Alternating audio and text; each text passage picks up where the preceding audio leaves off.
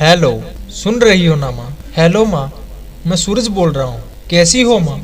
मैं ठीक हूँ बेटे। ये बताओ, तुम और बहू दोनों कैसे हो? हम दोनों ठीक हैं। माँ, आपकी बहुत याद आती है। अच्छा सुनो माँ, मैं अगले महीने इंडिया आ रहा हूँ तुम्हें लेने। हाँ माँ, अब हम सब साथ ही रहेंगे। पायल कह रही थी माँ जी को अमेरिका ले आओ, वहाँ अकेली बहुत परेशान हो रही होंगी। हेलो, सुन रही हो ना माँ? हाँ बेटे, हाँ बेटे। बूढ़ी आंखों से खुशी की अशुद्रा बह निकली। बेटे और बहू का प्यार नस नस में दौड़ने लगा। के 70 साल गुजार चुकी सावित्री ने जल्दी से अपने पल्लू से आंसू पोंछे और बेटे से बात करने लगी। पूरे 2 साल बाद बेटा घर आ रहा है। बूढ़ी सावित्री ने मोहल्ले भर में दौड़ दौड़ कर ये खबर सबको सुना दी। सभी खुश थे कि चलो बुढ़ापा चैन से बेटे और बहू के साथ गुजर जाएगा। सावित्री ने मोहल्ले भर में दौड़ दौड़ कर ये खबर सबको सुना दी। सभी खुश थे कि चलो बुढ़ापा चैन से बेटे और बहू के साथ गुजर जाएगा। सूरज अकेला आया था। उसने कहा कि माँ, हमें जल्दी ही वापस जाना है, इसलिए जो भी रुपया पैसा किसी से लेना है वो लेकर रख लो, और तब तक मैं किसी प्रॉपर्टी डीलर से मकान की बात करता हूँ। माँ ने पूछा, मकान? हाँ माँ, अब ये मकान बेचना पड़ेगा, वरना कौन इसकी देखभाल करेगा? हम सब तो अब अमेरिका ही रहेंगे। बूढ़ी आंखों ने मकान के कोने कोने को ऐसे निहारा जैसे किसी अबोध बच्चे को सहला रही हो।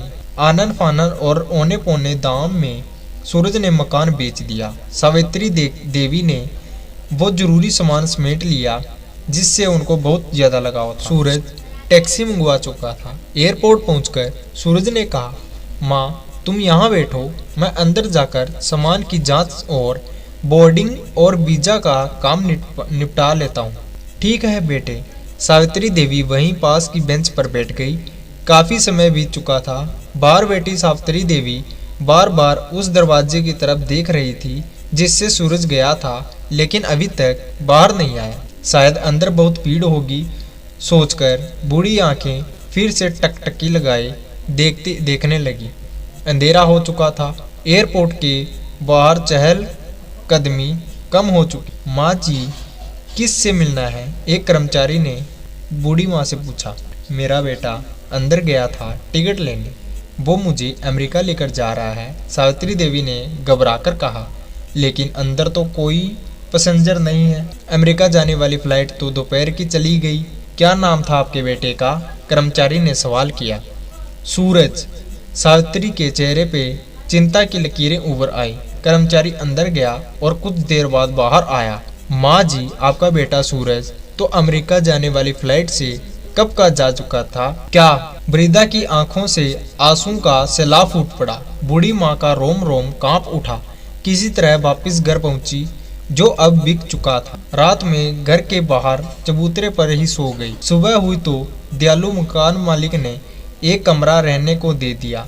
पति की पेंशन से घर किराया और खाने का काम चलने लगा। समय गुजरने लगा। एक दिन मकान मालिक ने वृद्धा से पूछा, माँ जी, क्यों कहीं आप अपने किसी रिश्तेदार के पास चली जाएं? अब आपकी उम्र भी बहुत हो गई है, अकेली कब तक रह पाएंगी? हाँ, चली तो जाऊं, लेकिन कल को मेरा बेटा आया तो, या फिर कौन उसका ख्याल रखे? ये सब सुनने के बाद आंखों से आंसू आने लगे। और दोस्तों, बेटे ने माँ के साथ क्या किया, लेकिन फिर भी माँ की ममता बेटे के लिए कम नहीं हुई।